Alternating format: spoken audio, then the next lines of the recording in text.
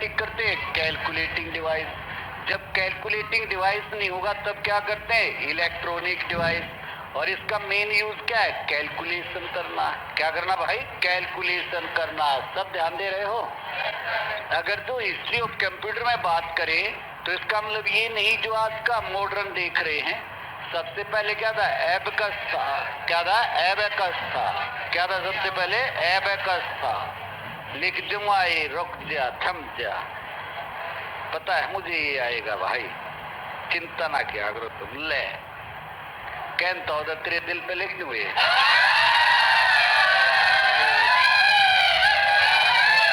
ले कितने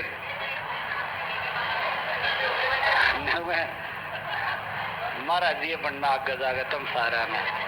क्या है? एबेकस है। तो सबसे पहले लगभग 3000 ईसा वर्ष पूर्व, या कहीं लिख रखा है 2500 ईसा पूर्व, कई जगह 5000 ईसा पूर्व भी लिख रखा है। कई जगह क्या लिख रखा है? 5000 ईसा पूर्व भी लिख रखा है। सबसे पहला कैलकुलेटिंग डिवाइस बोलते हैं। क्या बोलते हैं? सबसे पहला कैलकुलेटिंग डिवाइस बोलते हैं। और ये सबसे पहले किन्होंने? चाइना वालों ने इसको बनाया था। और चाइना के बाद ये इजिप्ट पहुंचा था। कहां पर पहुंचा था? इजिप्ट। और इजिप्ट के बाद ये यूनान पहुंचा। कहां पर पहुंचा? यूनान। और यूनान के बाद ये रोम में पहुंचा। कहां पर पहुंचा? रोम में। और इसको कहा जाता है कैलकुलेटिंग डिवाइस, गणना करने से संबंधित। क्या बोलते हैं? कैलकुलेटिंग डिवाइस था, एक गणना करने से संबंधित था। तो क्वेश्चन ये आ जाए, सबसे पहला कैलकुलेटिंग डिवाइस किसे बोलते हैं? तो सबसे पहला कैलकुलेटिंग डिवाइस एबेकस को बोलते हैं। ये किन्होंने बनाया था? चाइना वालों ने बनाया था। लगभग 3000 ईसा पूर्व। कहीं पर 2500 भी लिखा है, कहीं पर 5000 भी लिखा है ना साहब। तो और आप लोग जानते हैं किसके लिए था? कैलकुलेटिंग के लिए था, गणना के लिए था। अब ये अपने आप में एक स्लेट टाइप का था। कैसा था? स्लेट टाइप का। और उसके अंदर इस तरह की वायर थी और इन वायर के अंदर बीड्स थी। अब ये क्वेश्चन पूछ लिया जाता है, एबेकस के अंदर जो वो मोती से यूज करते हैं, जो गोल वो होता है सॉलिड, उसको क्या बोलते हैं? बीड्स बोलते हैं। हाँ ना जवाब दो। अब क्वेश्चन आ जाए ये कितनी लाइनें थी? तो ये अलग अलग है। किसी में 8, किसी में 7, किसी में 4। अलग अलग सिस्टम है ये। वो तो डिपेंड करता है क्या है? कितनी बड़ी कैलकुलेटिंग करनी है। क्या है? कितनी बड़ी कैलकुलेटिंग करनी है। हाँ ना जवाब दो। पक्का ध्यान दे रहे हो?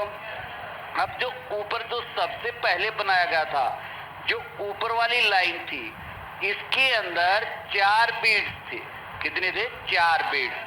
और प्रत्येक बीड एक नंबर को काउंट करता था। किसको करता था? एक नंबर को काउंट करता था। हाँ जवाब दो। और जो नीचे वाली लाइन थी उसमें एक बीड्स होता था, जो सबसे पहले बनाया गया था। और एक बीड्स कितने नंबर के बारे में बताता? 5 संख्या के बारे में बताता था। हाँ जवाब दो। अब जैसे मान लो एक सिंपल सा है। कौन सा भाई? एक सिंपल सा है ये। और एक इसमें ये है लाइन और एक लाइन ये है। इसमें एक बीट्स है और इसमें कितने? 4 बीट्स हैं। हाँ ना जवाब दो।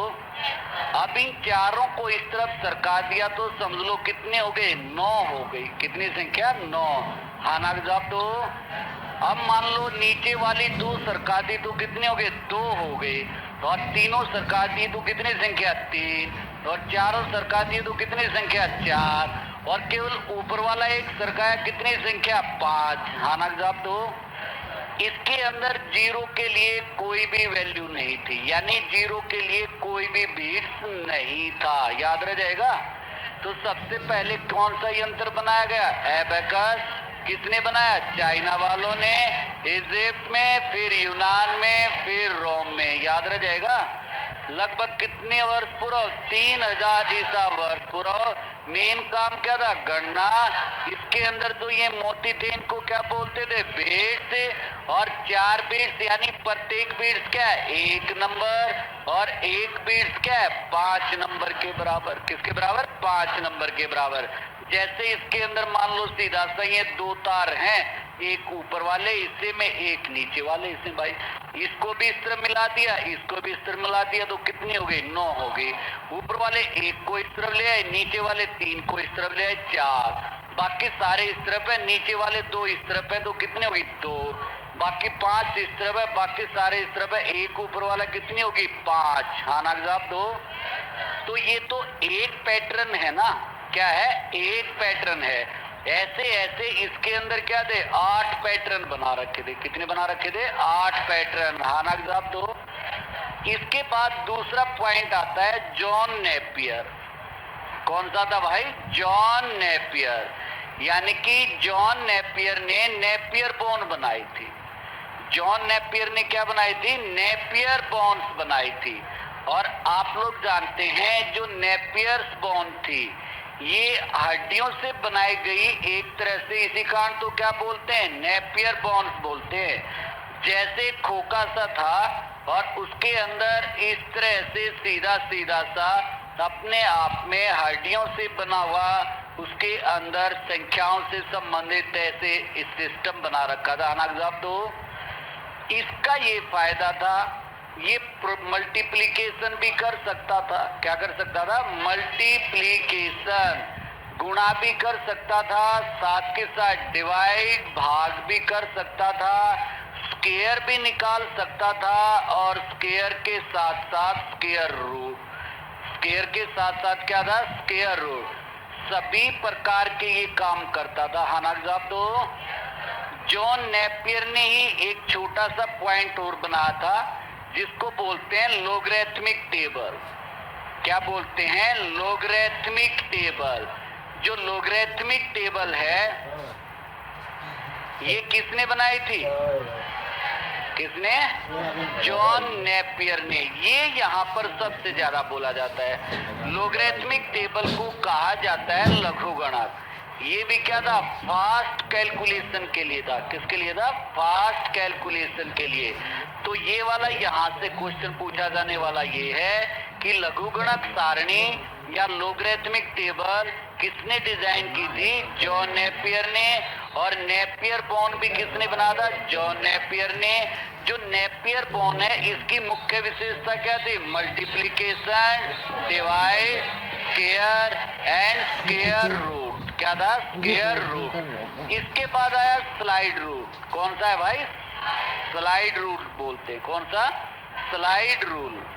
जो ये स्लाइड रूल है ये भी कई बार पूछा जाता है। स्लाइड रूल को बनाया गया था जो लोगरिथमिक टेबल था, जो लघुगणक था, उसी के बेस पर स्लाइड रूल काम करता था। और जो स्लाइड रूल था इसमें और नेपियर बोन में केवल एक ही डिफरेंस था, सारी की सारी वही कैलकुलेशन करता था, फास्ट कैलकुलेशन होती थी इसमें। क्या होता था? Fast calculation. और दूसरा स्लाइड रूल का मुख्य काम था ट्रिग्नोमेट्री फंक्शन से भी संबंधित। यानी कि जो ट्रिग्नोमेट्री फंक्शन थे उसके द्वारा, ट्रिग्नोमेट्री फंक्शन को भी कैलकुलेट किसके द्वारा किया जा सकता था? Slide rule. बड़ा फास्ट था और कैलकुलेशन तेज रहती थी। और ये किस पर सारा का सारा डिपेंड था? लोगरिथमिक टेबल यानी लघुगणक सारणी पर। किस पर था? लघुगणक सारणी पर। सबको याद रह जाएगा। इसको बनाया था विलियम ऑर्ट्रेड ने। स्लाइड रूल को बनाया था विलियम ऑर्ट्रेड ने। विलियम ऑर्ट्रेड ने बनाया था। इसमें ऐसा कुछ समझने को भी नहीं है। किसने बनाया था? विलियम ऑर्ट्रेड ने। अब क्वेश्चन आ जाए, स्लाइड रूल किसने बनाया? विलियम ऑर्ट्रेड ने। स्लाइड रूल का काम क्या था? Fast calculation. किस पर निर्भर करता था? सब लोग जानते हैं, लघुगणक सारणी पर। और कैसे फंक्शन? सबसे अच्छे से ट्रिग्नोमेट्री फंक्शन के लिए। याद रह जाएगा। इसके बाद आता है पास्कल कैलकुलेटर। यानी कि जो पास्कल कैलकुलेटर है फ्रांस के ब्लेज पास्कल। किसने भाई? ब्लेज पास्कल ने। सबसे ज्यादा क्वेश्चन ये भी पूछा जाता है कि सबसे पहले कैलकुलेटर किसने बनाया? ब्लेज पास्कल ने। कहाँ का था ये? फ्रांस का था। और एक क्या था? गणितज्ञ था। ये क्या था? गणितज्ञ था। और इसने ही पास्कल का नियम या द्रव का नियम दिया था। क्या किसका नियम? पास्कल का नियम या द्रव का नियम। तो इसी ने सबसे पहले कैलकुलेटर बनाया और इसके द्वारा जो बनाया गया कैलकुलेटर था मैकेनिकल बोलते हैं उसको। क्या बोलते हैं? Mechanical calculator. मैकेनिकल कैलकुलेटर तो किस टाइप का था? Mechanical calculator. पेज में दे भी रखा है इस पर, दूसरे 9वें पेज पर। फ्रांस के ब्लेज पास्कल ने पास्कल कैलकुलेटर का आविष्कार किया। यह है प्रथम मैकेनिकल एडिंग मशीन। क्या है? प्रथम मैकेनिकल एडिंग मशीन कहलाई, जो ओडोमीटर एवं घड़ी के सिद्धांत पर कार्य करती थी। इसमें इंटरलॉकिंग गियर का प्रयोग किया जाता। इंटरलॉकिंग गियर को देखो, इसको ऐसे समझो जैसे गाड़ियों के अंदर ओडोमीटर होता है और ओडोमीटर के साथ जुड़ा होता है जैसे वो पहिए के चक्कर के साथ। हाँ ना जवाब दो। और जैसे जैसे पहिया घूमता है तो ओडोमीटर में अपने आप संख्याएं क्या होती हैं? चेंज होना शुरू हो जाती हैं। हाँ ना जवाब दो। जैसे मान लो 200 है, 1 किलोमीटर चलते ही अपने आप क्या हो जाएगा? 201 आ जाएगा। 100 मीटर चलेगा तो 1 बढ़ जाएगा रेड वाला, 200 मीटर चलेगा 2, 300 मीटर चलेगा 3, 400 मीटर चलेगा 4, और जैसे ही फिर 900 मीटर चलेगा तो उसके बाद 0 आ जाएगा और पहले कितना हो जाएगा? 202। कितना हो जाएगा? 202। और इंटरलॉकिंग गियर सिस्टम पर केवल इतना याद रखना है कि सबसे पहले कैलकुलेटर किसने बनाया? Blaise Pascal. कहाँ का था? फ्रांस का। क्या था? गणितज्ञ। और कौन सा नियम भी दिया? द्रव का नियम। इसी को क्या बोलते हैं? Pascal law. और पहली मैकेनिकल एडिंग मशीन भी यही था। ना जवाब दो। लेकिन जो सबसे फेमस था वो एरिथ्मोमीटर। कौन सा था? एरिथ्मोमीटर। एरिथ्मोमीटर ये सबसे ज्यादा फेमस था और ये भी मैकेनिकल ही कैलकुलेटर था। एरिथ्मोमीटर सबसे पहले तो कौन सा बनाया गया था? Pascaline calculator. लेकिन सबसे ज्यादा फेमस कौन सा हुआ था? एरिथ्मोमीटर कैलकुलेटर। नेक्स्ट पॉइंट देखो इसमें, जैक्वार्ड स्लूम। क्या है? जैक्वार्ड स्लूम का आविष्कार फ्रांस के जोसेफ मैरी जैकार्ड। इसका नाम तो याद रह जाएगा क्योंकि मशीन के नाम में भी क्या है? जैक्वार्ड, और इसके नाम में भी क्या है? जैकार्ड। तो जैक्वार्ड स्लूम का आविष्कार फ्रांस के जोसेफ मैरी जैकार्ड ने किया। यह प्रथम मैकेनिकल लूम। लूम का मतलब होता है कपड़ा बुनाई में यूज होना एक वर्ड। हाँ ना जवाब दो। तो कपड़ा बुनाई के लिए एक विशेष प्रकार का पैटर्न। क्या है? एक विशेष प्रकार का पैटर्न कपड़े की बुनाई के पैटर्न को नियंत्रित करने में किया जाता था और ये संबंधित था पंच कार्ड पर। पंच होल भी कहा जाता है और पंच कार्ड भी कहा जाता है। किस पर था? पंच कार्ड पर था। जैसे आजकल डाई वगैरह का यूज करते हैं, आजकल जैसे प्लॉटर वगैरह का यूज करते हैं, तो ऐसे ही उस समय कपड़े बुनाई के लिए जो पैटर्न को कंट्रोल करने के लिए सबसे पहले जो मशीन बनाई गई थी वो थी जैक्वार्ड लूम। नेक्स्ट देखो इसमें लेबनीज कैलकुलेटर। इसे लेबनीज की रैंकिंग मशीन भी कहा जाता है। इसका आविष्कार जर्मनी में ग्रोफेट वान लेबनीज ने किया। यह मशीन वाहनों के स्पीडोमीटर में प्रयोग की जाती थी। किसमें? स्पीडोमीटर के अंदर। अब देखो पहले क्या आया? एबेकस। उसके बाद क्या आया? नेपियर बॉन। उसके बाद क्या है? Slide rule. उसके बाद क्या है? Pascaline calculator. उसके बाद क्या है? Jacquard loom. उसके बाद क्या है अपना ये कौन सी? Lebanese calculator. कौन सा है? Lebanese calculator. एबेकस में केवल क्या याद रखना है? पहला कैलकुलेटिंग डिवाइस चाइना वालों ने बनाया, उसके अंदर बीट्स यूज किए जाते थे। हमारा जवाब दो। नेपियर बोन में क्या याद रखना है? जॉन नेपियर ने बनाया था स्क्वायर और स्क्वायर रूट, डिवाइड और मल्टीप्लिकेशन के लिए। याद रह जाएगा। और लोगरिथमिक टेबल भी किसने बनाए थे? जॉन नेपियर ने। फिर स्लाइड रूल सीधा किससे, ट्रिग्नोमेट्री से संबंधित, फास्ट कैलकुलेशन से संबंधित, किस पर निर्भर करता है, लोगरिथमिक टेबल पर। किस पर निर्भर करता है, लोगरिथमिक टेबल पर। पहला कैलकुलेटर ब्लेज पास्कल, पहली एडिंग मशीन ब्लेज पास्कल, पहली mechanical adding machine Blaise Pascal. कहाँ का, फ्रांस का, और एक गणितज्ञ था, याद रह जाएगा। सबसे ज्यादा फेमस कैलकुलेटर एरिथमोमीटर, कौन सा था, एरिथमोमीटर। जैकवर्ड लूम यानी कि मैरी जैकवर्ड ने भाई किससे संबंधित, कपड़े के डिजाइन से, पैटर्न से संबंधित, किस पर काम करता था, पंच कार्ड पर, याद रह जाएगा। जितना भी अब तक पढ़ा है उन सब पर सबसे ज्यादा हैवी है एनालिटिकल इंजन।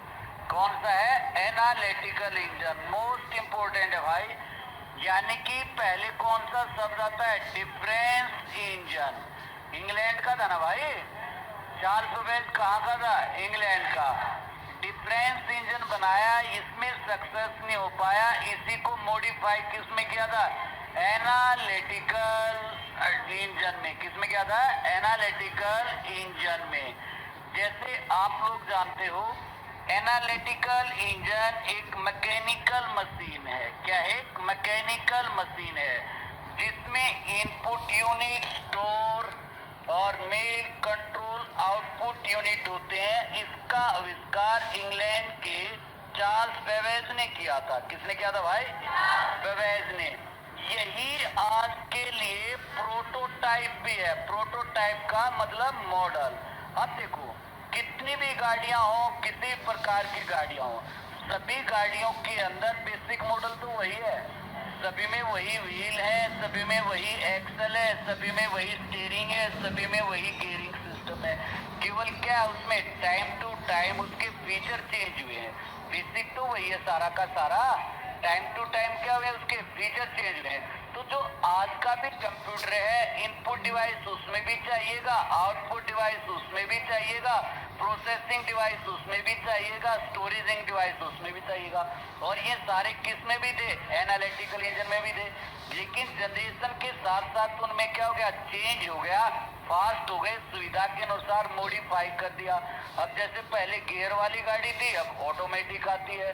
पहले अब सेंसर वगैरह ज्यादा है, पहले इंडिकेटर नहीं थे, अब इंडिकेटर जैसा सिस्टम भी आना लगा। तो यही है मॉडल, तो यही कहलाता है। इसी कारण चार्ल्स बेबेज को फादर ऑफ कंप्यूटर कहा जाता है। क्या बोलते हैं, फादर ऑफ कंप्यूटर बोलते हैं, याद रह जाएगा।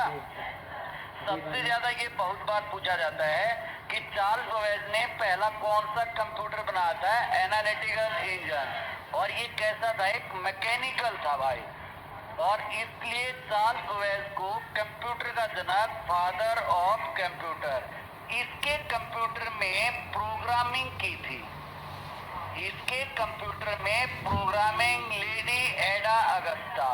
कौन है भाई, लेडी एडा अगस्टा। लेडी एडा अगस्टा ने इसके कंप्यूटर में प्रोग्रामिंग की थी। और किस पर थी, वो बाइनरी पर थी। किस पर थी, बाइनरी। अब क्वेश्चन आ जाए, बाइनरी सिस्टम या बाइनरी लैंग्वेज किसने दी थी, लेडी एडा अगस्टा। पहला कंप्यूटर के लिए प्रोग्राम भी किसने बनाया था, लेडी एडा अगस्टा ने, याद रह जाएगा। तो पहला प्रोग्रामर भी कौन है, लेडी एडा अगस्टा। और सीधा सा बाइनरी लैंग्वेज से संबंधित भी लेडी एडा अगस्टा। और एनालिटिकल इंजन में प्रोग्रामिंग का काम किसने किया था, लेडी एडा अगस्टा। जो एनालिटिकल इंजन है वो किस पर निर्भर है, बाइनरी सिस्टम पर है। किस पर है, बाइनरी सिस्टम पर, याद रह जाएगा। नेक्स्ट देखो, टेबुलेटिंग मशीन। इस मशीन का आविष्कार हरमन होलरेथ ने, किसने किया था, हरमन होलरेथ ने। इसमें नंबरों का पढ़ने का कार्य किसके द्वारा, पंच कार्ड। अब क्वेश्चन आ जाए, पंच कार्ड कौन सी टेबुलेटिंग मशीन में सबसे पहले यूज किए, तो हरमन होलरेथ टेबुलेटिंग मशीन के अंदर। एक समय में एक ही कार्ड पढ़ा जाता था। वर्ष 1896 में हरमन होलरेथ ने पंच कार्ड यंत्र उत्पादन करने वाली टेबुलेटिंग मशीन कंपनी की स्थापना की। और 1924 में उसी का नाम क्या हो गया था?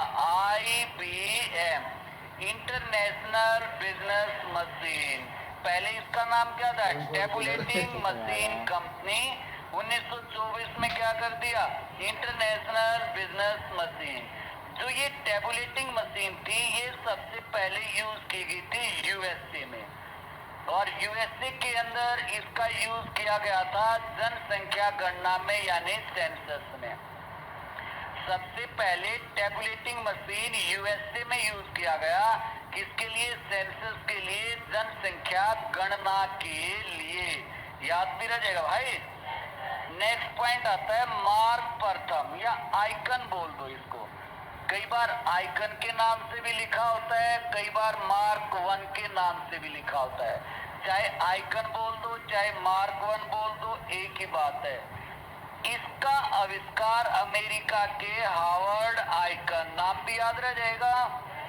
आइकन 1 मार्क 1 बोल दो या आइकन। यह विश्व का प्रथम इलेक्ट्रोमैकेनिकल गणना, यानी इलेक्ट्रो और मैकेनिकल दोनों टाइप का, क्या था? दोनों टाइप का। इसमें इंटरलॉकिंग पैनल के छोटे ग्लास काउंटर, स्विच एवं नियंत्रण सर्किट होते थे। इसमें डाटा मैनुअल रूप से इनपुट के लिए जाते थे तथा स्टोरेज के लिए चुंबकीय ड्रम, जिसका यूज होता था चुंबकीय ड्रम। कहने का मतलब अब तक तो 4-5 नाम आए हैं, उनमें सबसे ज्यादा पेपर में किसका रिपीट होता है? चार्ल्स बेबेज का होता है, या फिर क्या होता है? टेबुलेटिंग मशीन का होता है, या फिर क्या होता है? Pascaline calculator. एनियाक, इसकी फुल फॉर्म भी पूछा जाता है। एनियाक की फुल फॉर्म है electronic numerical integrator and calculator. कई बार आता है इनियाक की फुल फॉर्म, तो इनियाक की फुल फॉर्म है इलेक्ट्रॉनिकल, क्या है? इलेक्ट्रॉनिक न्यूमेरिकल, यहां पर याद रखना है न्यूमेरिकल इंटीग्रेटर एंड कैलकुलेटर। क्या है? कैलकुलेटर, याद भी रह जाएगा। और आप लोग जानते हैं पहला इलेक्ट्रॉनिक कंप्यूटर। अब ये यहाँ पर क्वेश्चन है, पहला मैकेनिकल तो कौन सा है? एनालिटिकल। और पहला इलेक्ट्रॉनिक कौन सा है? इनियाक। नाम से भी पता चल रहा है इलेक्ट्रॉनिक, यानी electronic numerical integrator and calculator. इसको बनाया था जेपी अकार्ड और जॉन मॉचले ने। जेपी अकार्ड और जॉन मॉचले, जेपी अकार्ड और जॉन मॉचले ने इसको बनाया था। बहुत बार पूछा जाता है कि पहला इलेक्ट्रॉनिक कंप्यूटर किसने बनाया? J P Eckert, John Mauchly. पहला मैकेनिकल किसने बनाया? चार्ल्स बेबेज ने। जेपी अकार्ड, जॉन मॉचले ने कौन सा बनाया था? इनियाक। और इनियाक की full form electronic numerical integrator and calculator. इसमें 18,000 निर्वात नली, यानी वैक्यूम ट्यूब। निर्वात नली का मतलब वैक्यूम ट्यूब। पहली जनरेशन का है ना भाई? किसका है? पहली जनरेशन का, सबको पता है। दूसरी जनरेशन में ट्रांजिस्टर, कौन से? ट्रांजिस्टर। तीसरी जनरेशन में इंटीग्रेटेड सर्किट या चिप। चौथी जनरेशन में माइक्रो प्रोसेसर। और पांचवी जनरेशन में ultra large scale integrated circuit. क्या होता है? सर्किट। नेक्स्ट देखो एडसेक। एडसेक का फुल फॉर्म है electronic delay storage automatic calculator. क्या है? EDSAC, electronic delay storage automatic calculator. यह है कंप्यूटर कैम्ब्रिज विश्वविद्यालय में मॉरिस विल्क्स ने। किसने बनाया? मॉरिस विल्क्स ने। और यह प्रथम प्रोग्राम संग्रहित, यानी इसके अंदर क्या था? प्रोग्राम ऑलरेडी थी काम करने के लिए। अब जैसे आप लोग जानते कैलकुलेटर है, कैलकुलेटर के अंदर जो जो वो काम कर सकता वो प्रोग्राम ऑलरेडी होते हैं, मैनुअल उसमें कुछ करने की जरूरत नहीं, सारा ऑटोमेटिकली हो जाता। आपने 5 + 4 लिख दिया, ऑटोमेटिकली कितना हो गया? 9 हो गया। हाँ ना जवाब दो। तो पहला प्रोग्राम्ड कंप्यूटर कौन सा था? एडसेक। और पहला इलेक्ट्रॉनिक डिजिटल कौन सा था? इनियास। और पहला मैकेनिकल कौन सा था? Analytical engine. यह प्रथम प्रोग्राम संग्रहित कंप्यूटर था, डिजिटल कंप्यूटर था, जिसमें लॉजिक के लिए निर्वात नली यानी स्विचिंग डिवाइस कौन सा था? निर्वात नली। मेमोरी के लिए मर्करी डिलेव लाइनेक्स का प्रयोग किया गया। नेक्स्ट आता है एडवेक। एडवेक का पूरा नाम electronic discrete variable automatic computer. इसको किसने बना था? जॉन वॉन न्यूमैन ने। यानी आर्किटेक्चर ऑफ कंप्यूटर भी बोलते हैं भाई। जॉन वॉन न्यूमैन को क्या बोलते हैं? Architecture of computer. क्वेश्चन आ जाए, आर्किटेक्चर ऑफ कंप्यूटर किसे कहा जाता है? तो आर्किटेक्चर ऑफ कंप्यूटर कहा जाता है जॉन वॉन न्यूमैन ने। और मॉडर्न कंप्यूटर का फादर एलन ट्यूरिंग या जॉन वॉन न्यूमैन, दोनों ऑप्शन में हो तो कौन सा है? Alan Turing. जो आर्टिफिशियल इंटेलिजेंसी है या जो 5th जनरेशन के कंप्यूटर हैं उनके लिए बेस किसने दिया था? एलन ट्यूरिंग ने। किसने दिया था? एलन ट्यूरिंग ने। तो देखो इसके अंदर एडवेक यानी कि electronic discrete variable automatic computer, इसका आविष्कार अमेरिका में जॉन वॉन न्यूमैन। यहीं पर आप लिख सकते हो आर्किटेक्चर ऑफ कंप्यूटर। यह यंत्र द्विधारी पद्धति बाइनरी मेथड पर, किस पर था? बाइनरी मेथड पर। यूनिवेक सबसे पहला कमर्शियल कंप्यूटर, पेपर के अंदर आता है ये बहुत बार। पहला यानी कि कमर्शियल का मतलब मार्केट में डिजाइन बेचने के लिए। यूनिवेक पहला जो आम लोग भी यूज कर सकते थे। अब तक जितने भी हमने ये कंप्यूटर पढ़े ना, ये सारे या तो सरकारी काम में या साइंटिफिक या कोई कंपनी अपने उस पर करती थी। लेकिन पहला कमर्शियल किसे कहा जाता है? यूनिवेक को। यूनिवर्सल ऑटोमेटिक कंप्यूटर, इसका आविष्कार भी अमेरिका के जेपी एकर्ड और जॉन मॉचले ने। और इनियाक का भी किसने किया था? जेपी एकर्ड और जॉन मॉचले ने। एडवेक का किसने किया था? जॉन वॉन न्यूमैन ने। और पीछे दूसरा जो था वो विलियम विल्क्स ने कौन सा किया था? एडसेक। कौन सा था? एडसेक था, याद रह जाएगा। यह व्यावसायिक उद्देश्य के लिए प्रयोग किया जाने वाला प्रथम कंप्यूटर था। इसमें इनपुट आउटपुट के लिए चुंबकीय टेप का इस्तेमाल किया जाता था, याद रह जाएंगे पॉइंट। पहली एबेकस, पक्का। पहली एडिंग मशीन कौन सी है? एबेकस है। किन्होंने बनाई? सबको पता है, श्योर। चीन के बाद कहाँ गई? इजिप्ट। उसके बाद यूनान के बाद, पक्का। उसमें जो गोलियां यूज होती हैं उनको, दूसरा नेपियर बोन। नेपियर बोन किसने बनाया? जॉन नेपियर ने। लोगरिथमिक टेबल भी किसने दी? जॉन नेपियर ने। नेपियर बोन से फायदा क्या था? स्क्वायर, स्क्वायर रूट, मल्टीप्लिकेशन और डिवाइड। हाँ ना जवाब दो। इसके बाद स्लाइड रूल आया। स्लाइड रूल का बेनिफिट फास्ट कैलकुलेशन। क्या है? Fast calculation. सबको पता है किस पर बेस थी? लोगरिथमिक टेबल पर बेस था। हाँ ना जवाब दो। मेन किस फील्ड में यूज होता था? ट्रिग्नोमेट्री फील्ड में। किसमें? ट्रिग्नोमेट्री फील्ड में, याद रहेगा।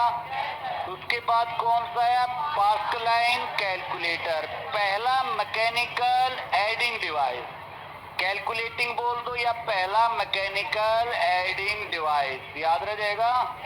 ब्लेज पास्कल कहाँ के थे? फ्रांस के। क्या थे? गणितज्ञ। किसका भी नियम दिया? द्रव का नियम, या बोलते हैं लॉ ऑफ पास्कल, पक्का।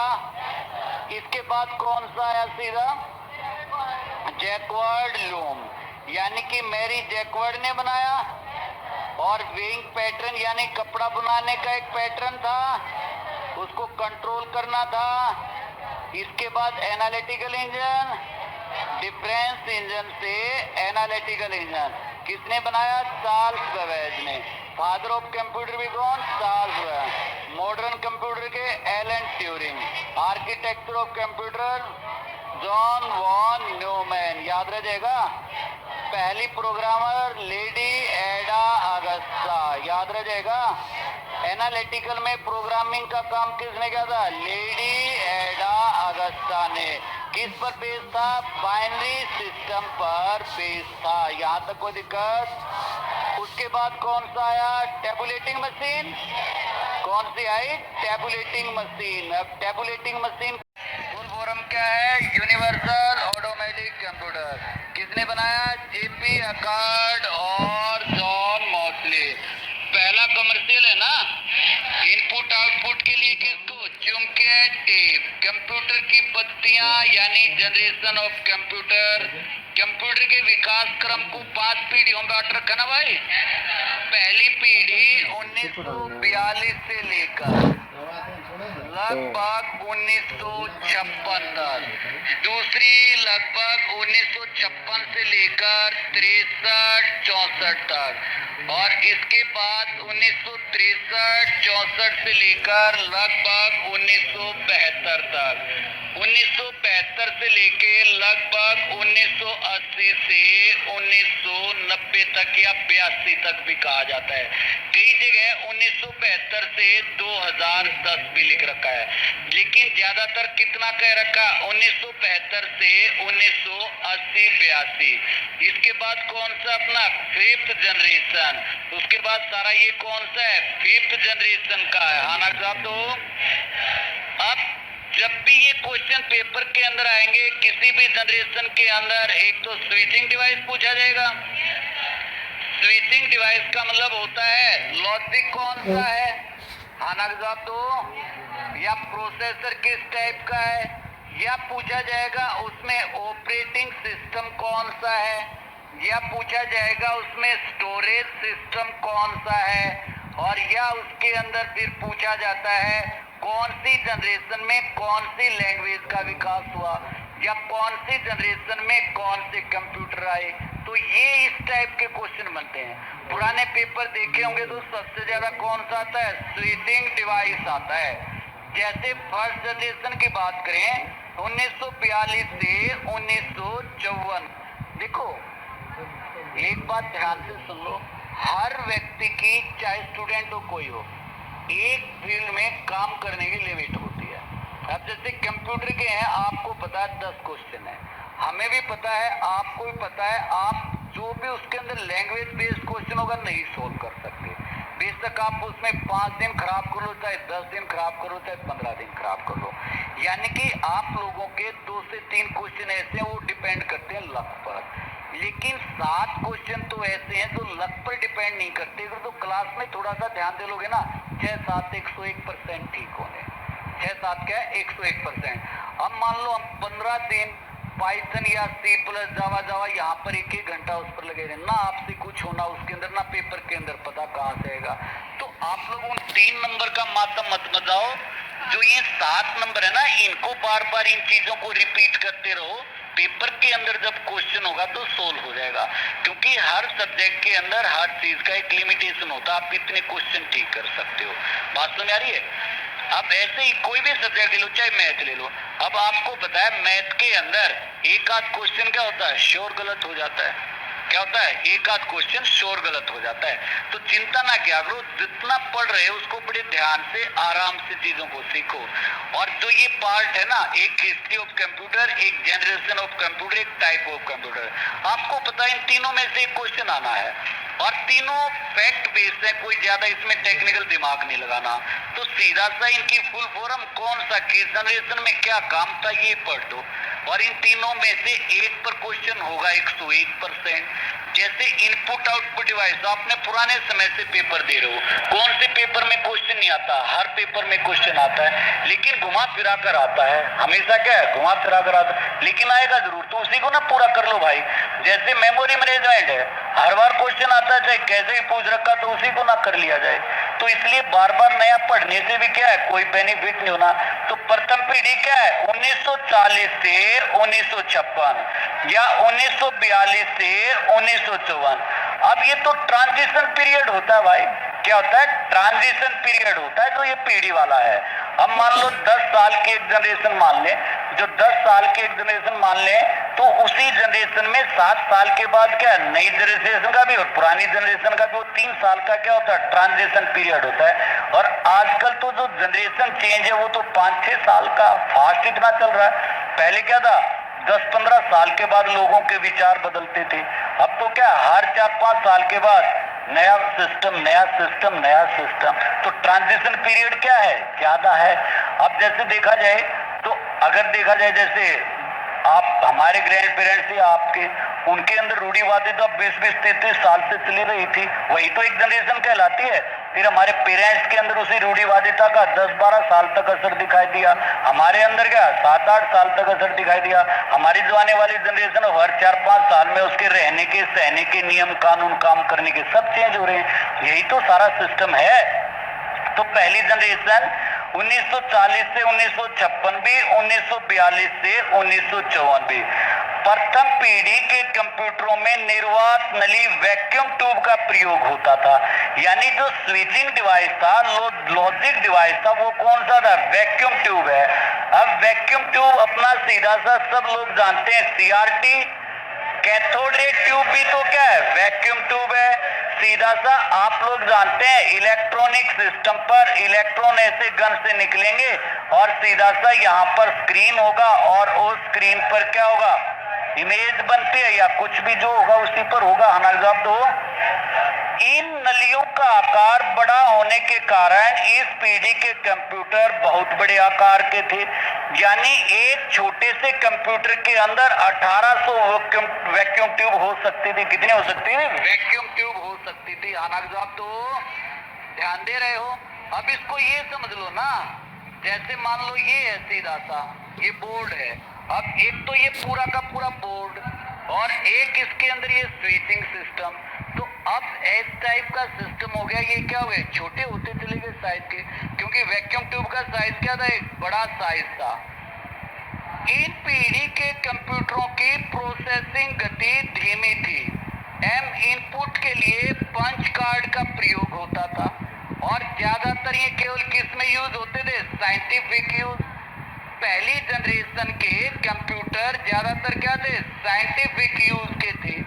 इनके अंदर इलेक्ट्रिसिटी क्या है, ज्यादा कंज्यूम होती थी। इलेक्ट्रिसिटी ज्यादा कंज्यूम क्यों होती थी, क्योंकि सीआरटी वैक्यूम ट्यूब इलेक्ट्रिसिटी को क्या ज्यादा यूज करती थी, बड़ा साइज चाहिए था। और इनका एक डिसएडवांटेज क्या था, लार्ज साइज। क्या था, लार्ज साइज था। फिर इसके अंदर आप लोग जानते हैं, इस पीढ़ी के कंप्यूटरों की प्रोसेसिंग गति क्या थी, धीमी थी। हम इनपुट के लिए क्या करते थे, पंच कार्ड यूज करते थे। इस पीढ़ी के कंप्यूटरों में आंतरिक मेमोरी के लिए चुंबकीय ड्रम, मैग्नेटिक ड्रम, यानी कि इंटरनल मेमोरी के लिए क्या होते थे, मैग्नेटिक ड्रम। इनपुट के लिए क्या होते थे, पंच कार्ड। इस पीढ़ी के कंप्यूटर ENIAC, एडवेक, यूनिवेक, मार्क 1 जितने भी हमने पीछे पढ़े हैं वो सारे कौन से थे, हिस्ट्री ऑफ कंप्यूटर तो वही है, पुरानी जनरेशन के थे। कौन से थे, पुरानी जनरेशन के थे। और कौन सी लैंग्वेज पर, मशीनी लैंग्वेज या बाइनरी। तो पहली पीढ़ी की लैंग्वेज कौन सी थी, बाइनरी लैंग्वेज, या इसी को हम क्या बोलते हैं, मशीन लैंग्वेज, या इसी से बड़ा प्रारूप क्या था, असेंबली लैंग्वेज। चाहे हम किसी भी लैंग्वेज में काम करें, कंप्यूटर तो किसको समझेगा, मशीन और बाइनरी। जैसे अब फोर्ट्रॉन है, ये तो हमारे काम को आसान करती है ना, लेकिन कंप्यूटर तो फिर भी किस पर काम करेगा, बाइनरी पर करेगा। जैसे कोबोल है, ये तो हमारे लिए काम आसान करती है ना। जैसे पास्कल है, ये तो हमारे लिए काम आसान करती है ना। जैसे बेसिक है, ये तो हमारे लिए काम आसान करते ना भाई, लेकिन कंप्यूटर तो किस पर काम करेगा, बाइनरी लैंग्वेज पर या मशीन लैंग्वेज पर। तो क्वेश्चन आ जाए पहली जनरेशन में कौन सी, मशीन लैंग्वेज या बाइनरी लैंग्वेज या सीधा सा असेंबली लैंग्वेज। क्वेश्चन आ जाए पहली लैंग्वेज के अंदर स्विचिंग डिवाइस कौन सा, वैक्यूम ट्यूब। क्वेश्चन ये आ जाए पहली लैंग्वेज के अंदर इनपुट डिवाइस कौन सा, पंच कार्ड। क्वेश्चन ये आ जाए पहली लैंग्वेज के अंदर मेमोरी डिवाइस कौन सा, मैग्नेटिक ड्रम। कौन सा है, मैग्नेटिक ड्रम। और जैसे इनियाक है, एडवेक है, यूनिवेक है, मार्क 1 है, ये सारे किसके हैं, पहली जनरेशन के। आना तो बैच ऑपरेटिंग सिस्टम पर काम करती थी, batch operating system, batch operating system. कौन सा भाई, बैच ऑपरेटिंग सिस्टम। क्वेश्चन आ जाए जैसे पहली जनरेशन के कंप्यूटर में कौन सा ऑपरेटिंग सिस्टम था, बैच ऑपरेटिंग सिस्टम। इसमें क्या था, एक जैसे काम, एक जैसे कार्यों का इस तरह से क्या कर लिया जाता था, बैच बना लिया जाता था। और यहाँ पर सीधा सा अपने आप स्वयं काम नहीं करते थे, ऑपरेटर को काम सौंपा जाता था। वो ऑपरेटर सीधा उसके अंदर क्या था, फीड करता था, इनपुट का कार्य करता था, उसको ऑपरेट करता था। यानी कि ये सबकी पहुंच में नहीं था। अब जैसे एक बैच बना दिया सीधा सा पेरोल से संबंधित, थाना जवाब दो। एक बैच बना दिया सीधा सा अटेंडेंस से संबंधित, किससे संबंधित, अटेंडेंस से संबंधित। या इस तरह के अलग अलग काम के बैच होते थे। लेकिन इसमें खासियत ये थी, जब तक ये काम पूरा नहीं हो लेगा नेक्स्ट काम नहीं हो सकता, जब तक ये दोनों पूरा नहीं हो लेंगे नेक्स्ट नहीं हो सकता। इसमें मान लो फॉल्ट आ गया तो काम वहीं पर क्या हो गया, सारा का सारा रुक गया, वहीं पर क्या हो गया, सारा का सारा रुक गया। इसको हम क्या बोलते हैं, बैच ऑपरेटिंग सिस्टम होते हैं। एक जैसे कार्यों का समूह बनाया और वो सारा किसको दिया जाता था, ऑपरेटर को। ऑपरेटर किस पर काम करता था, कंप्यूटर पर काम करता था। वो वन बाय वन उनको सेट कर देता था। फिर मैनुअली क्या था, काम होता रहता था। लेकिन फर्स्ट में एग्जीक्यूट नहीं हो पाया तो सेकंड को नहीं करेगा, और फर्स्ट जब तक कंप्लीट नहीं होगा सेकंड काम नहीं करेगा। हाँ ना जवाब दो। अब जैसे आप लोग मान लो MS एक्सेल में काम कर रहे हो, MS एक्सेल में आपने कोई काम स्टार्ट कर दिया तो पहले उसी का काम पूरा होगा। आप लोग MS पावर पॉइंट में जा ही नहीं सकते। आप क्या MS पावर पॉइंट में जा ही नहीं सकते, क्योंकि इसमें टाइम शेयरिंग सिस्टम है नहीं, इसमें रियल टाइम सिस्टम है ही नहीं। पक्का ध्यान दे रहे हो। नेक्स्ट आता मेरे बच्चों, दूसरी पीढ़ी 1956 से लेकर 1963-64। द्वितीय पीढ़ी के कंप्यूटरों में निर्वात नली के स्थान पर ट्रांजिस्टर। कितनी बार ये पेपर के अंदर आता है कि सेकेंड जनरेशन में जो लॉजिक डिवाइस या जो स्विचिंग डिवाइस है या जो इलेक्ट्रॉनिक डिवाइस है वो किस पर काम करते थे, ट्रांजिस्टर। किस पर भाई, ट्रांजिस्टर। इनकी खासियत क्या थी, ये एक ट्रांजिस्टर ने 40 वैक्यूम ट्यूब को रिप्लेस कर दिया। कितनी वैक्यूम ट्यूब को, 40 वैक्यूम ट्यूब को रिप्लेस कर दिया भाई। कितनी वैक्यूम ट्यूब को, 40 को। यानी एक ट्रांजिस्टर कितनी वैक्यूम ट्यूब के बराबर काम करता है, 40 के बराबर करता है। दूसरा पॉइंट देखो, ट्रांजिस्टर का आविष्कार 1947 में बेल प्रयोगशाला में किया गया, अर्धचालक धातु सिलिकॉन। अब क्वेश्चन आ जाए, ट्रांजिस्टर भी किसके बने होते हैं, सिलिकॉन। और ट्रांजिस्टर भी एक प्रकार के क्या है, सेमीकंडक्टर डिवाइस है भाई। क्या है, सेमीकंडक्टर डिवाइस है। और ट्रांजिस्टर के अंदर कितनी लैग होती हैं, 3 लैग होती हैं। और यही 3 लैग क्या है, NPN या PNP या फिर NNP या PNN, इस तरह कॉम्बिनेशन होता है। हाना के जवाब दो। तो यही क्या कहलाते हैं, ट्रांजिस्टर कहलाते हैं। सॉलिड स्टेट युक्त होते हैं। टाइम शेयरिंग, इसके अंदर क्या था, टाइम शेयरिंग ऑपरेटिंग सिस्टम है भाई, टाइम शेयरिंग ऑपरेटिंग सिस्टम।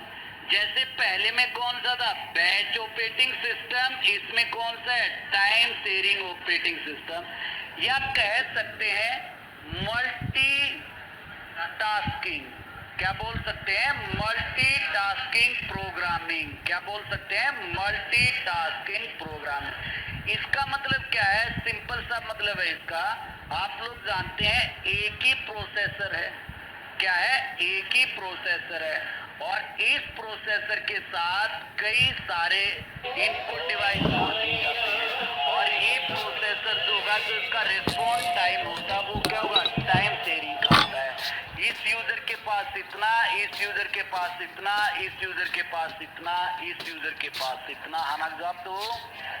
इसको आप ऐसे समझ सकते हो, जैसे आप लोग जानते हैं ये जैसे रेलवे स्टेशन पर टिकट वगैरह देते हैं, जो ये रेलवे स्टेशन पर टिकट वगैरह देते हैं उनका जितने भी मॉनिटर होते हैं जो कीपैड होते हैं एक ही सीपीयू से, या भाई कहीं पर भी आपने कंप्यूटर का कोर्स किया हो उस लैब के अंदर जितने भी मॉनिटर होते हैं, जितने भी इनपुट डिवाइस होते हैं वो एक सीपीयू से तीन तीन चार चार जुड़े होते हैं। उस सीपीयू के अंदर एक ही तो प्रोसेसर है। अब उन तीन चारों में से कोई टाइप कर रहा है, कोई ग्राफिंग का काम कर रहा है, कोई पावर पॉइंट में काम कर रहा है, तो प्रोसेसर का जो सिस्टम है वो क्या है? टाइम शेयरिंग सिस्टम है। ये भी काम करा फटाक से उस पर, क्योंकि तो साइकिलिंग सिस्टम में होता है। किसमें होता है? साइकिलिंग सिस्टम में। तो सेकेंड जनरेशन में कौन सा था? टाइम शेयरिंग सिस्टम था। हाँ ना जवाब दो। सबसे पहले जो बनाया ट्रांजिस्टर था विलियम शॉकले ने। किसने बनाया था? William Shockley. क्वेश्चन आ जाए, सबसे पहले ट्रांजिस्टर किसने बनाया था? विलियम शॉकले ने बनाया था भाई, याद रह जाएगा। तो सबसे पहले ट्रांजिस्टर किसने बनाया था? विलियम शॉकले ने। ट्रांजिस्टर के उपयोग से कंप्यूटर के छोटे आकार के साथ ही अधिक तापमान की समस्या भी कम हो गई भाई। और इस पीढ़ी में कंप्यूटरों में स्टोरेज के लिए यूज किया जाता था मैग्नेटिक टेप और मैग्नेटिक डिस्क। यानी हम कह सकते हैं मैग्नेटिक कोर का जमाना आ गया था भाई। किसका जमाना आ गया था? मैग्नेटिक कोर का। पहले क्या था? मैग्नेटिक ड्रम का था। किसका था? मैग्नेटिक ड्रम का। इसी मैग्नेटिक कोर, ये तो क्या है? Internal memory. ये भी क्या है? Internal memory. लेकिन स्टोरेज के रूप में कौन सा आ गया था? मैग्नेटिक टेप और हार्ड डिस्क। क्या आ गया था? मैग्नेटिक टेप और हार्ड डिस्क आ गया था। नेक्स्ट पॉइंट देखो, इस पीढ़ी में कंप्यूटरों में उच्च स्तरीय भाषाएं, उदाहरण बेसिक, कोबोल, फोर्ट्रॉन। अब क्वेश्चन आ जाए, कोबोल कौन सी लैंग्वेज? सेकंड जनरेशन की। फोर्ट्रॉन कौन सी? सेकंड जनरेशन की। बेसिक कौन सी? सेकंड जनरेशन की। ध्यान भी दे रहे हो? बेसिक की फुल फॉर्म बता दोगे? Beginners all symbolic integrated circuit. एक बार चेक कर देना चाहिए भाई। बिगनर्स, हाँ बिल्कुल। इंस्ट्रक्शन कोड, सॉरी क्या है? Instruction code. Beginners all symbolic instruction code. ये कौन सी जनरेशन का है? सेकंड का है। बेसिक में बी का मतलब क्या होगा? बिगनर। ए का मतलब क्या होगा? ऑल। एस का मतलब क्या होगा? सिंबॉलिक। आई का मतलब क्या होगा? इंस्ट्रक्शन। और सी का मतलब क्या होगा? कोड। तो ये वास्तव में यूज की जाती थी एजुकेशन, ऑल पर्पस के लिए यूज करते थे इसका ज्यादातर। किसमें? शिक्षा। अब क्वेश्चन आ जाए, चार लैंग्वेज दे दे, कह दे जैसे फोर्ट्रॉन है मैथ में यूज होती है, कोबोल है कमर्शियल बिजनेस में यूज होती है, बेसिक किस में होती है? एजुकेशन में। पास्कल किस में? साइंस के अंदर। पास्कल किस में? साइंस के अंदर। हाँ ना का जवाब। तो आप लोग जानते हैं है बेटा? ना ना जा बेटा, तू तो घर, तेरा काम ना चल रहा है ना, पता है ये तो नहीं लगे रहेंगे, मैं भी नहीं लगा रहूंगा, चिंता ना करो। जो सुनेगा वो लाग जाएगा ना, अगले पड़ाव में फिर नंबर आना है। और ना वैकेंसी खत्म होने ना तुम बूढ़े होने, इसमें ना अगले पड़ाव में ले लियो। जिसने पहले दूर तो ध्यान दे रहा ना, तो अपने बैठे रहो। इस पीढ़ी के कंप्यूटरों में स्टोरेज के लिए चुंबकीय टेप और डिस्क का, और जबकि इंटरनल क्या था? Magnetic core. इस पीढ़ी के कंप्यूटरों में उच्च स्तरीय भाषा, उदाहरण बेसिक, कोबोल, फोर्ट्रॉन। कोबोल की फुल फॉर्म पता ही है? Common business oriented language. COBOL की फुल फॉर्म क्या है? Common business oriented language. Business purpose के लिए, कमर्शियल पर्पज के लिए। फोर्ट्रॉन की भी फुल फॉर्म पता है? Formula translation. मैथ्स के लिए बेसिक की फुल फॉर्म भी पता है? Beginners all symbolic instruction code. Education के लिए इस पीढ़ी के computer IBM 70 series, IBM 1600 series या CDS 360।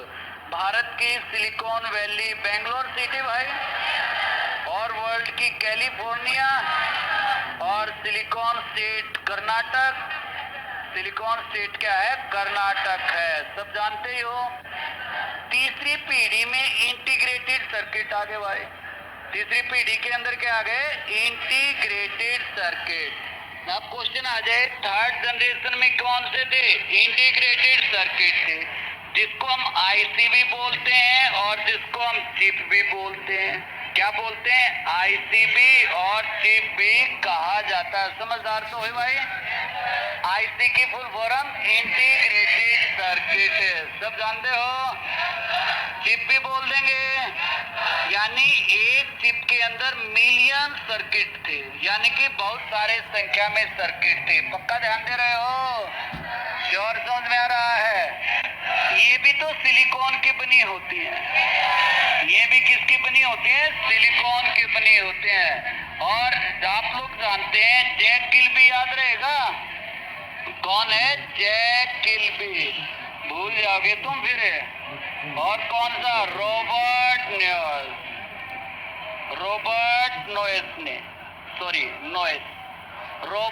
Noyes. Jack Kilby and Robert Noyce ने किसको बनाया था? चिप को। और विलियम शोकले ने किसको बनाया था? ट्रांजिस्टर को। किसने बनाया था? ट्रांजिस्टर को। हाँ ना जवाब दो। मिनी कंप्यूटर इसी जनरेशन में तो थे। अब क्वेश्चन आ जाए, मिनी कंप्यूटर कौन सी जनरेशन की देन? थर्ड। क्वेश्चन आ जाए, अपना कीबोर्ड कौन सी जनरेशन की? थर्ड। क्वेश्चन आ जाए, मॉनिटर कौन सी जनरेशन की देन? थर्ड। तो मॉनिटर भी किस में इंट्रोड्यूस हुआ? थर्ड में। कीबोर्ड भी किस में? थर्ड में। मिनी कंप्यूटर भी किस में? थर्ड में। और माउस भी किस में आया था? थर्ड में। हाँ ना जवाब दो। पक्का ध्यान दे रहे हो? IC के उपयोग के कारण जो इस पीढ़ी के कंप्यूटरों में तीव्र गति, छोटा आकार, कम लागत और विश्वसनीयता बढ़ गई थी। ध्यान दे भाई। थर्ड जनरेशन में ऑपरेटिंग सिस्टम था रियल टाइम सिस्टम। क्या था? Real time system. पक्का ध्यान दे रहे हो? जैसे जो CPU होता है उसका एक साइक्लिंग टाइम होता है, रेस्पॉन्स टाइम होता है। अब मान लो उस पर ये यूजर काम कर रहा है, अगर तो ये रेस्पॉन्ड नहीं दोगा तो अपने आप अगले पर सेव, ये रेस्पॉन्ड नहीं करेगा तो अपने आप अगले पर सेव, ये रेस्पॉन्ड नहीं करेगा तो अपने आप क्या? अगले पर। इसको हम क्या बोलते हैं? Real time system operating system बोलते हैं। और इसमें आई थी पास्कल लैंग्वेज। कौन सी आई थी? पास्कल। सेकेंड जनरेशन में तो कौन सी आई थी? कोबोल आई थी, बेसिक आई थी और फोर्ट्रॉन आई थी। थर्ड जनरेशन में कौन सी आई थी? पास्कल लैंग्वेज आई थी, याद रह जाएगा। और जो पास्कल लैंग्वेज है इसका मेन किस पर्पज के लिए था? साइंस के अंदर, scientific use. Algo language, algorithmic language. ALGOL की फुल फॉर्म क्या होती है? Algorithmic language. ये भी कौन सी है? Third generation. पहली जनरेशन में स्विचिंग डिवाइस, दूसरी में, तीसरी में कौन सी? पक्का। पहली जनरेशन में स्टोरेज डिवाइस,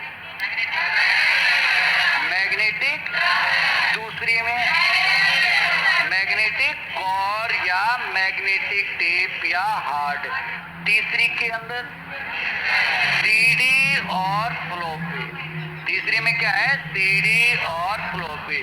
पहली लैंग्वेज के अंदर और ये ऑपरेटिंग सिस्टम बैच, दूसरी में मल्टीटास्किंग या टाइम शेयरिंग तीसरी में, रियल टाइम सिस्टम याद रह जाएगा पक्का। मिनी कंप्यूटर कौन सी में, पक्का। माउस किस में, पास्कल किस में, पक्का। एल्गोल किस में, मशीनी language, assembly language, binary language, FORTRAN, पक्का श्योर। बेसिक, फॉर्ट्रॉन मैथमेटिकल के लिए और कॉमन बिजनेस के लिए, कोबॉल और एजुकेशन के लिए और साइंटिफिक, पक्का याद भी है। ट्रांजिस्टर किसने बनाया था, विलियम शॉकले ने। और चिप किसने, रॉबर्ट नॉयसे और जैक किल्बी ने। याद रह जाएगा पक्का मेरे बच्चों। यूनिवैक कौन सी जनरेशन का, तो किसका, एडवैक, एडसेक, सारे ये फर्स्ट में ही ना। पहला मैकेनिकल कंप्यूटर कौन सा, एनालिटिकल इंजन। पहला इलेक्ट्रॉनिक, ईनिया, कौन सा है, ईनिया। पहला स्टोरेज, प्रोग्राम स्टोरेज, एडसेक, कौन सा है, एडसेक है, याद रह जाएगा। और पहला कमर्शियल, यूनिवैक, कौन सा है, यूनिवैक, पक्का।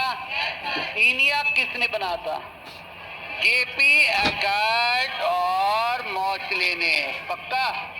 और यूनिवैक भी किसने बना था, जेपी अकार्ड और मॉचले ने। Father of computer, Charles Babbage, sure. Modern computer, Alan Turing, sure. और architecture of computer, John von Neumann, पक्का। फर्स्ट प्रोग्रामर कौन सी है, लेडी एडा अगस्ता। आज के लिए काफी है, क्या मरना।